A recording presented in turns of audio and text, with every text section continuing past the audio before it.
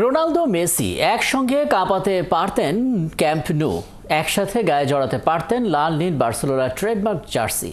অবাক হওয়ার মতোই তথ্য ফাঁস করলেন খোদ ক্রিশ্চিয়ানো রোনালদো 2003 সালে স্পোর্টিং লিসবন থেকে ম্যানচেস্টার ইউনাইটেডে যোগ দেন। পর্তুগিজ সুপারস্টার ম্যানু যাওয়ার আগে বার্সেলোনায় যোগ দেওয়ার পথে ছিলেন। বার্সেলোনা তাকে স্কাউট করেছিল ঠিকই, কিন্তু রেড ডেভিলরা তাকে কিনেছিল। এক সাক্ষাৎকারে রোনালদো দাবি করেন বার্সেলোনা তাকে 1 বছর অপেক্ষা করতে বলেছিল। কিংবদন্তি স্যার অ্যালেক্স ফার্গুসন এই সময় তাকে পছন্দ করায় আর বসে থাকতে চাননি CR7 বিধিবাম। আর খেলা হয়নি কাতালানদের হয়ে। রেড ডেভিল আর লস ব্লাঙ্কোদের হয়ে মাঠ মাতানোর ইতিহাস তো সবারই জানা। রাজ্যাভিষেকের জন্য প্রস্তুত রাজপুত্র। অপেক্ষা আর মাত্র একদিনের। বৃহস্পতিবার সান্তোসের জার্সিতে প্রথমবার মাঠে নামতে যাচ্ছেন ব্রাজিলিয়ান সুপারস্টার। মঙ্গলবার সান্তোসের সাথে আনুষ্ঠানিকভাবে রেজিস্ট্রেশন সম্পন্ন করেন নেইমার।